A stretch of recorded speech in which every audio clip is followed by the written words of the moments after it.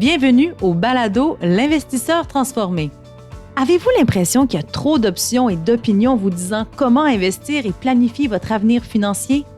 Grâce à son approche simple et directe, l'animateur Ruben Antoine de la firme Toulette Matthews et Associés vous guide à travers la complexité de l'industrie financière.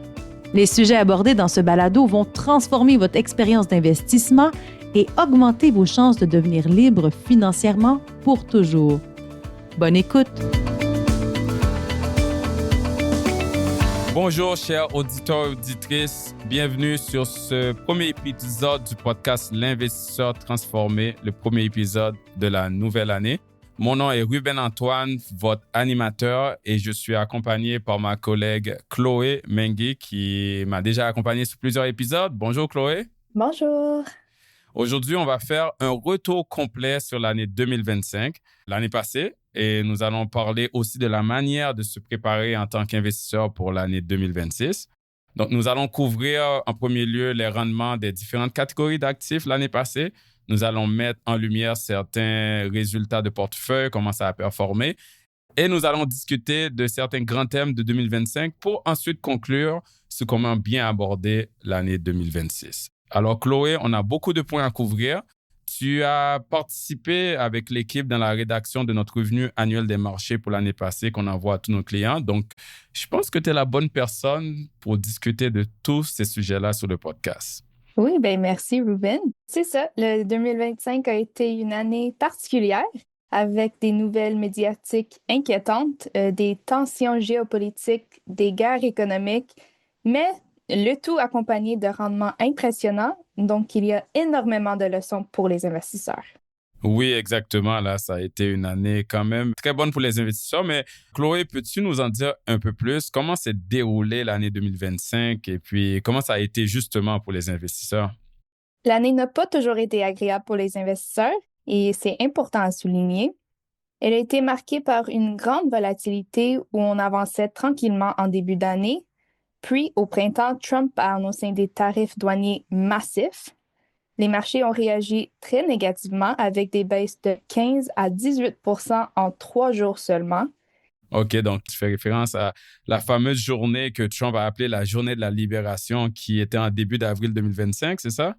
Exact. Et ensuite, du jour au lendemain, le discours de Trump a changé. Certains tarifs ont été retirés et les marchés ont rebondi.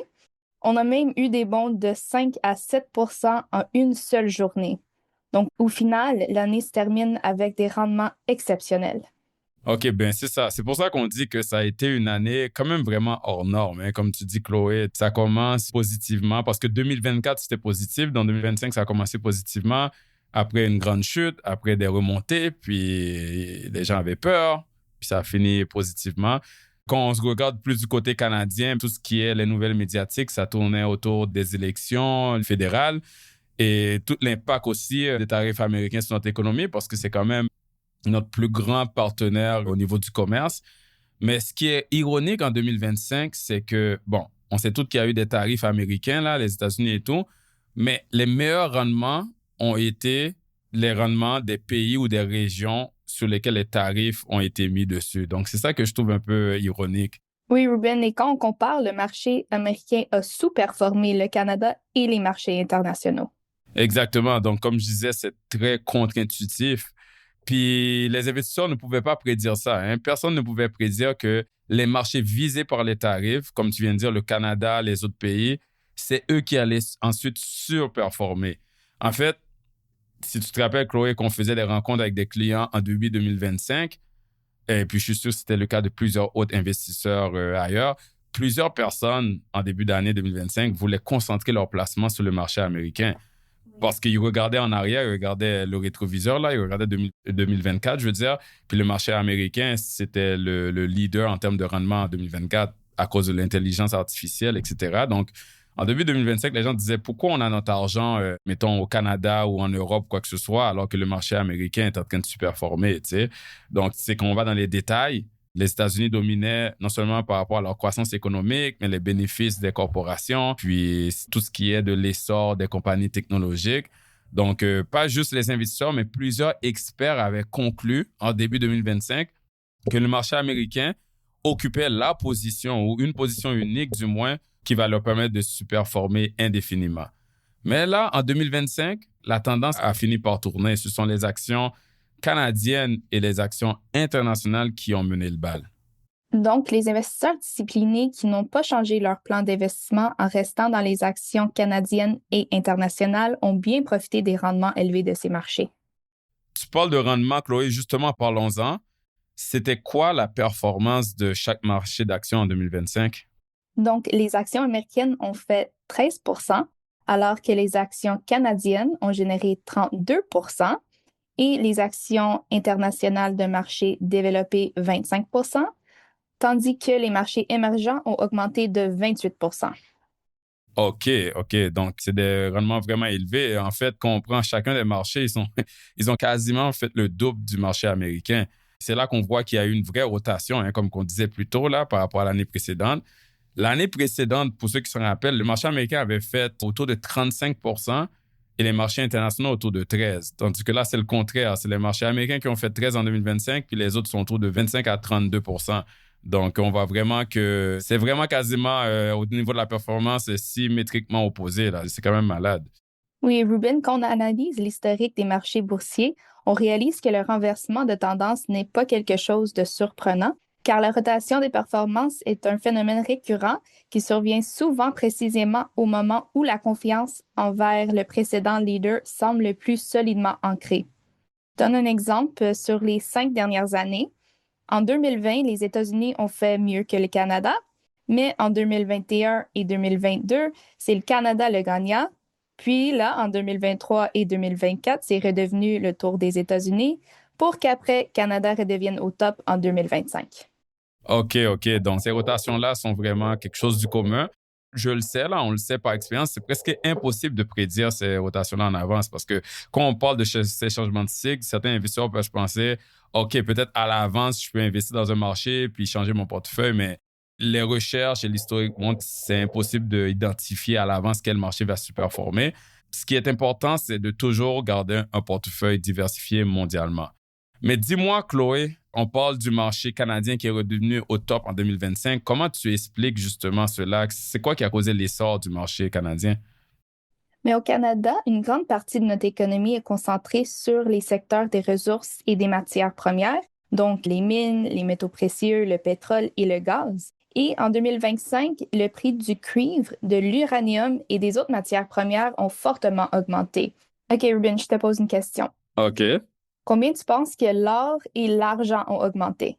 OK, je sais que l'or a été un des actifs qui a le mieux performé en 2025, donc je dirais autour de 65 mais l'argent, je dirais moins que l'or. Donc peut-être, je me lance la moitié, 30 30 à 35 Intéressant. Tu étais proche sur l'or. L'or a augmenté de près de 70 et l'argent, près de 150 OK. J'avoue. Je peux comprendre pourquoi le marché canadien a été impacté positivement par ça. Exact. Puis aussi la hausse des prix du pétrole et du gaz qui a également profité nos marchés boursiers. Ça explique la performance remarquable du Canada. Puis là, Ruben, je te relance la question. Comment tu expliquerais la performance incroyable des actions internationales et des marchés émergents? OK, bien, premièrement, les marchés émergents, c'est un peu comme le Canada. Ils sont très exposés aux matières premières, donc ça inclut les métaux précieux, entre autres. Donc, naturellement, ils vont bénéficier aussi de la montée de l'or, de l'argent ou de tous les autres métaux qu'on a parlé tantôt.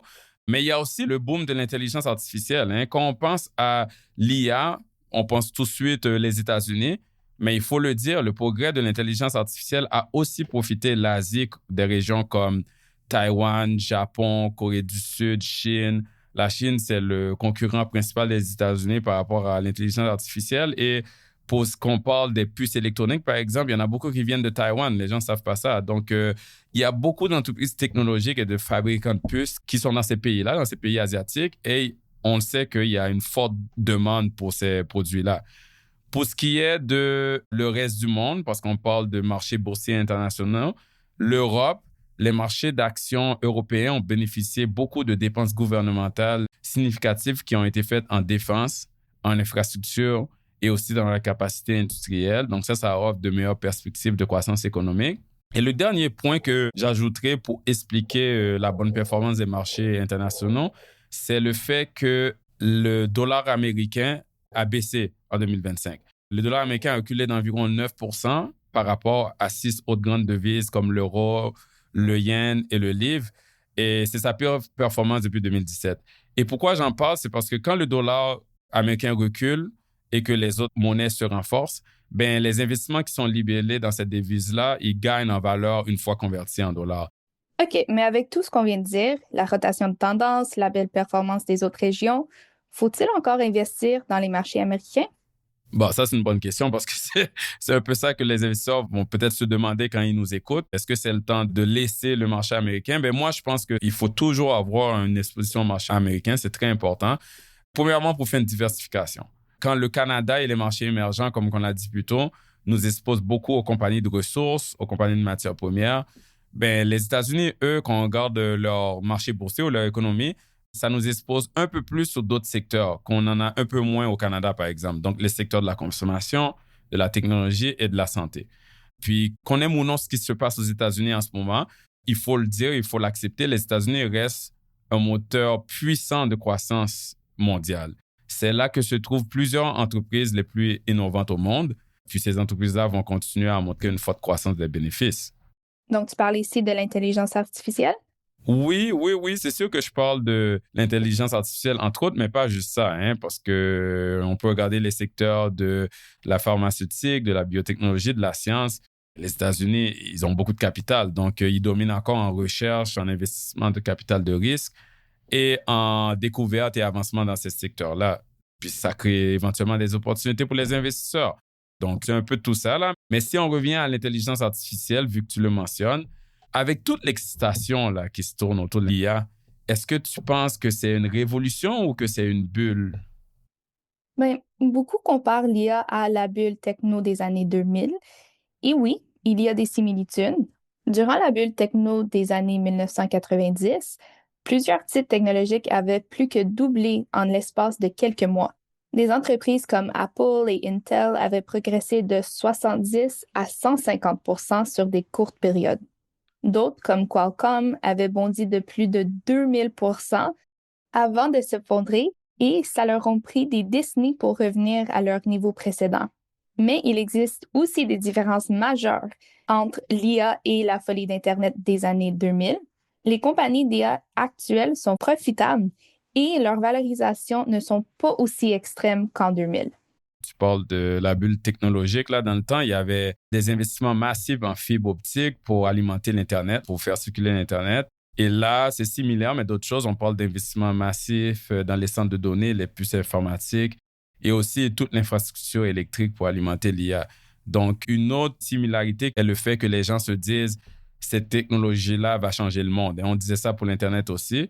On le sait, là, on utilise tout l'Internet maintenant. Donc, c'est ça. Les gens se disent l'IA, c'est la même chose. Ça va changer le monde. Exact. Et même si l'IA va révolutionner le monde, rien ne garantit que les gagnants d'aujourd'hui seront ceux de demain. Donc, c'est comme dans les années 2000, tout le monde était excité avec l'arrivée de l'Internet. Et l'Internet a vraiment changé nos vies, comme tu l'as dit, Ruben.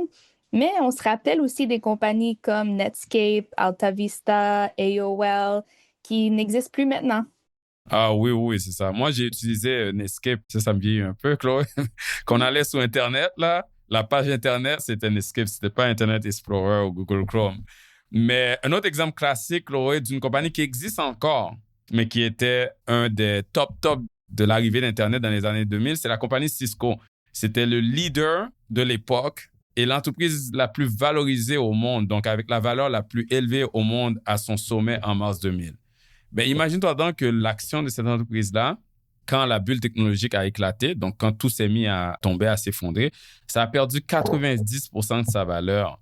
Il y a beaucoup de compagnies qui ont perdu 90% de la valeur, mais ce qui est particulier avec celle-là, c'est que ça a pris 25 ans pour revenir à son niveau précédent. Donc, on parle de l'année passée, là. Donc, si quelqu'un avait investi 100 000 dans Cisco parce que ça avait un rendement faramineux dans les années 90, ben, la personne aurait dû attendre 25 ans pour retrouver son 100 000.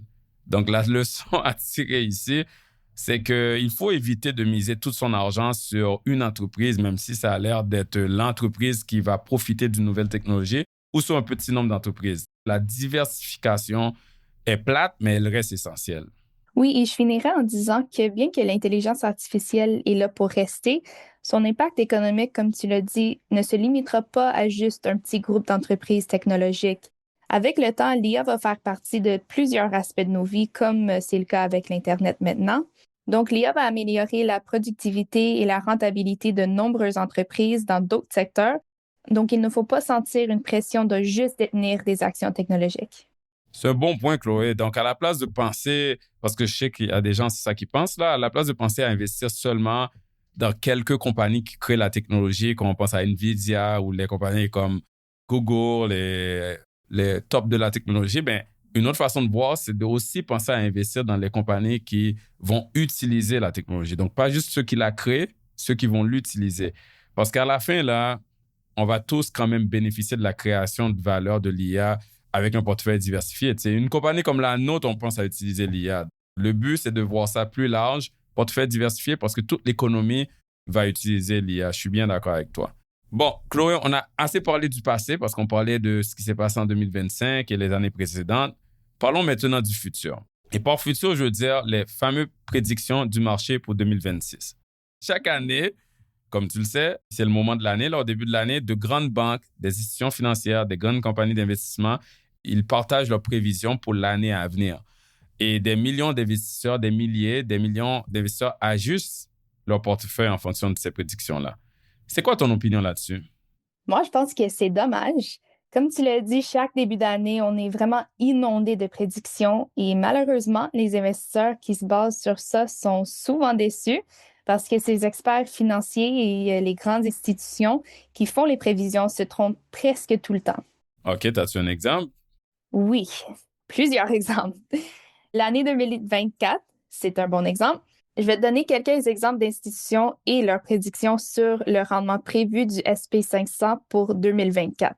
Donc, aux États-Unis, les grands noms comme Goldman Sachs ont prédit que le SP 500 allait faire 7 Bank of America 5 Wells Fargo moins 3 Morgan Stanley moins 6 et le pire, JP Morgan moins 12 Là, tu nous donnes du suspense, là, parce que on comprend c'est quoi ces prédictions-là pour 2024 et ces institutions-là ont des milliers d'experts financiers, là, des immeubles remplis d'analystes en investissement et d'économistes qui ont travaillé pour faire ces calculs-là. Donc là, je suis curieux, est-ce qu'ils ont pu prédire ou être proches de le rendement réel du SP 500 en 2024? C'était quoi la performance de l'indice en fin de compte?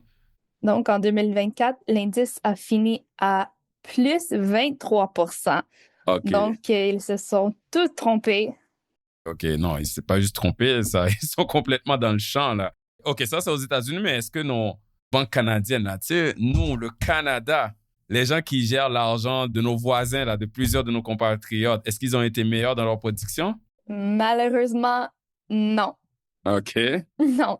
Donc, encore pour le SP 500, on a dit que ça a fait 23 en 2024 et les prédictions en début d'année étaient de BMO 7 RBC 5 et Scotiabank moins 3 Ouf, ça, c'est quelque chose parce que si je pense Scotiabank, dans leur pub, Chloé, à la télé et dans les médias sociaux, là, le slogan de Scotiabank, c'est «Vous êtes plus riche que vous croyez». Donc là, j'imagine les clients de Scotiabank qui ont dû peut-être retirer leur argent du marché américain en janvier 2024 parce qu'ils ont suivi les conseils de leur conseiller qui leur dit «Écoute, l'année va être négative». Le département de recherche a dit que le SP 500 va baisser de 3 Donc là, eux, ils ont dû avoir mal de voir qu'en fin de compte, à la fin de l'année, à la place de baisser de 3 ou whatever, ça a augmenté de 23 Donc, ils ne sont pas bien plus riches qu'ils le croient, comme dit le slogan. Mais en gros, la leçon à tirer de cela, et puis merci de partager les données, Chloé, c'est de...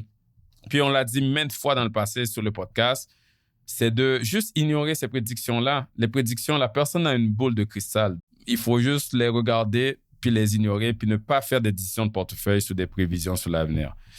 Donc, Chloé, pour finir, si tu devais résumer 2025 en une phrase pour les investisseurs, ça serait quoi? Je dirais une année extraordinaire qui rappelle que les marchés récompensent ceux qui restent disciplinés, diversifiés et patients, même quand il y a des turbulences sur les marchés. Ouais, j'avoue. Il y a eu beaucoup de turbulences sur le marché, mais aussi dans le monde politique et économique. Et c'est pas fini parce qu'il nous reste plusieurs années avec ce qui se passe au sud de la frontière. Mais j'adore ta conclusion, Chloé. Merci beaucoup pour m'avoir accompagné sur le podcast et pour ton analyse et tes explications claires. Et merci aussi à vous, chers auditeurs et auditrices, pour votre écoute. À toi, Chloé, et à tout le monde, je vous souhaite une belle année 2026, santé et succès et prospérité dans votre portefeuille. Et on se retrouve dans le prochain épisode de l'Investisseur transformé. Merci. Vous venez d'écouter L'Investisseur transformé, animé par Ruben Antoine. Veuillez visiter le site web tma-invest.com pour vous abonner au balado, demander une copie gratuite du livre L'Investisseur transformé et pour en savoir plus sur la façon dont notre firme aide les investisseurs à atteindre leurs objectifs financiers. Merci. Les investissements et stratégies financières doivent être évalués en fonction de vos objectifs personnels. Les auditeurs doivent alors effectuer leurs propres recherches et consulter un conseiller dans le domaine avant de prendre des décisions sur leur placement et finances personnelles avec les informations fournies dans ce balado.